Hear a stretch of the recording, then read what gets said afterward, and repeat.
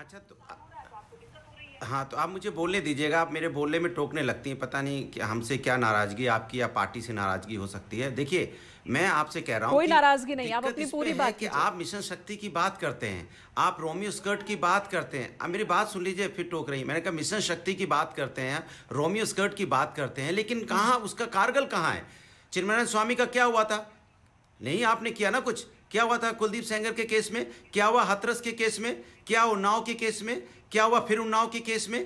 क्या हुआ लखनऊ में महिलाओं को सम्मान, अपना महिला का सम्मान पाने के लिए आत्मदाह करना पड़ता है मुख्यमंत्री आवास के दफ्तर के सामने? क्या अब हुआ था लखीमपुर के केस में? क्या हुआ आप था फिर याद है वही आपको? नाम ले क्या रहे हुआ हैं था बाराबंकी अनुराग वाले जी। केस में? क्या हुआ था सुनिए, आप अपनी आजमगढ़ बात वाले आगे केस में? कंटिन्यू कीजिएगा, लगातार लेकिन आप वही नाम लगातार फिर से ले रहे हैं सुन जिस तो पर लीजिए। अनिता जी ने अब मैं जवाब बोल लूं। दिया। आप एक का नाम लेते हैं जिन्हें पार्टी से निकाल दिया गया चिन्मयानंद, दूसरे का नाम लेते अरे हैं सुन तो सेंगर लीजिए, जिनको अनिता जेल जी में ने रखा अब गया मेरी है। बात तो सुन हाथरस लीजिए। की बात करते हैं, उसकी अरे जांच मैं चल तो रही बहुत है। डिस्ट्रिक्ट के इससे मैं तो आगे बढ़िए कौशाम्बी का भी नाम ले सकता हूँ। सुन तो लीजिए। जी। अब आप फिर टोक रही हैं, समस्या तो इस बात का बोलने नहीं देना मैं चाहती। टोक रही हूँ मैं क्योंकि कौशाम्बी आप का भी नाम अपनी ले ही बात सकता हूँ। बार मैं तो बार अभी एक ही कौशाम्बी मुद्दे पर गिनाया नहीं अटक मैंने। जाते हैं। अभी मैंने गिनाया नहीं, हापुड़ नहीं गिनाया, गाजियाबाद नहीं गिनाया जहाँ गोली मार के हत्या कर दी गई थी। अरे गिनाने को तो इतने नाम है कि आप अंदाजा नहीं लगा सकते कि लगातार महिलाओं पे अत्याचार उत्तर प्रदेश में बढ़ता गया।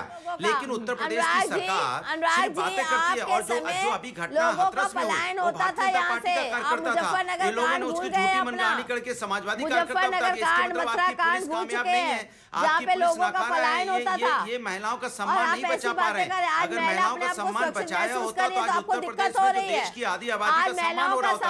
ये भारतीय जनता पार्टी की सरकार। अनुराग जी, कम से कम कोई नेता, कोई बड़ा नेता आज ये तो नहीं कह रहा कि लड़कों से गलती हो जाती है। और पीड़िता के फादर को गोली मार दी गई। कम से कम आज ये तो नहीं कहा जा रहा है कि लड़कों से गलती हो जाती है, बल्कि नारी का सम्मान की बात हो रही है। दिन के उजाले में उन्हें किसी प्रकार का कोई डर नहीं है। जो खाली प्लाट वो हमारा सीधा माफियाओं की पार्टी होती थी। ठीक है, आपको शायद मालूम होगा, खुला प्लाट है वो भी हमारा, खुली दुकान हमारी। ठीक है, हर पार्टी यही कहती है कि हमारी सरकार ने अच्छा काम किया, दूसरी सरकार ने अच्छा काम नहीं किया। अनु बजाज सामाजिक कार्यकर्ता हैं, वो जमीन पर काम कर रही हैं, लोगों के बीच जा रही हैं, महिलाओं की समस्या क्या है, कौन सी सरकार कितना काम कर रही है वो देख रही है। अनु, आप बताइए कि मौजूदा वक्त में किस तरह से सपोर्ट संस्थाओं की ओर से मिल रहा है जब किसी पीड़ित महिला के हक की बात आप करने जाती हैं, और या फिर नहीं मिल रहा है? अनुराग जी, आप सुन ही नहीं रहे हैं। अनिता जी, आऊंगी आपके पास। अगर एक बात कह दे कि आपकी पार्टी के कार्यकाल में रेप हुए ही नहीं, एक भी केस नहीं आया, तो हम सब चुप हो जाएंगे। आपकी सरकार ने जो महंगाई बढ़ाई है, जब अनुराग जी लगातार बोल रहे हैं और वो भी अब महंगाई के मुद्दे पर भी चले गए, बात कुछ और हो रही है, लेकिन मुद्दा कुछ भी हो, सवाल कुछ भी हो, वो चुप नहीं हो सकते। मुद्दे पर आइए। ठीक है अनुराग जी, कम से कम आज के दिन तो सुन लीजिए, आज के दिन सुन लीजिए महिलाओं को। जी अनु बजाज, बोलिए। अनुराग जी, आप सिर्फ माहौल बनाते हैं, आप घोषणाएं करते हैं, जमीन स्तर पे आपका काम ही नहीं दिखाई देता। जमीन स्तर पे काम दिखाई देता तो क्या हाथरस की घटना दोबारा होती? क्या उन्नाव की घटना दोबारा होती? क्या महिलाओं के साथ? अनुराग जी जवाब दे दीजिए, अनु के सवाल का जवाब दे दीजिए। आपको तकलीफ होती है कि हमारा उत्तर प्रदेश महिलाओं के अत्याचार में आगे निकलता चला जा रहा है। आज भी गंभीरता नहीं अनुराग जी, आज भी गंभीरता नहीं। इस बहुत अहम मसले पर महाबहस और उसमें भी आपकी गंभीरता नहीं। जो सवाल अनु जी आपसे कर रही है उसके जवाब भी दे दीजिए कम से कम। अत्याचार में आगे निकलता जा रहा है। आप बात सुनिए। आज तो कम से कम महिलाओं के सुन लीजिए, उन्हें बोलने दीजिए, उनके सवालों का जवाब दीजिए।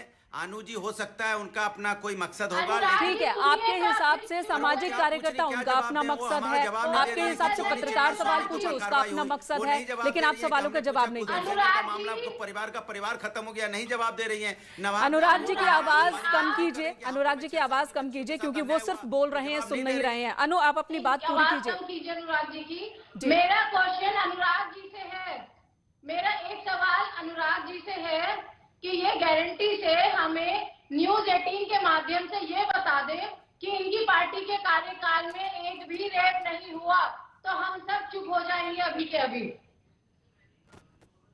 अनुराग जी, सवाल सुना आपने? सवाल आप विपक्ष से कर रही हैं, हमें आपकी सोच पे तरस आ रहा है कि सत्ता से सवाल होना चाहिए। तरस खाने की जरूरत नहीं है, तरस खाने की जरूरत नहीं है। यहाँ पर एक सामाजिक कार्यकर्ता का ये सवाल आपसे है। पूछिए देवी जी, बहन जी, सरकार मुझसे क्यों पूछ रही है सवाल? विपक्ष से मत पूछिए, सरकार से पूछिए।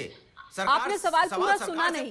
अनुराग जी, आपने सवाल पूरा सुना नहीं। विपक्ष के साथ तो आइए, खड़े होइए, कंधे से कंधा मिलाइए। आपने सवाल सुना ही नहीं। ये तो आपके कार्यकाल की बात कर रही है। महंगाई के खिलाफ लड़ पाए, आपके पास जवाब नहीं, आपके पास इसका मतलब जवाब नहीं और नियत पर भी सवाल यहाँ पर। सरकार से ना सवाल करके विपक्ष से सवाल कर रही है। अनुराग जी, सवाल किससे करनी है ये भी आप डिसाइड करेंगे।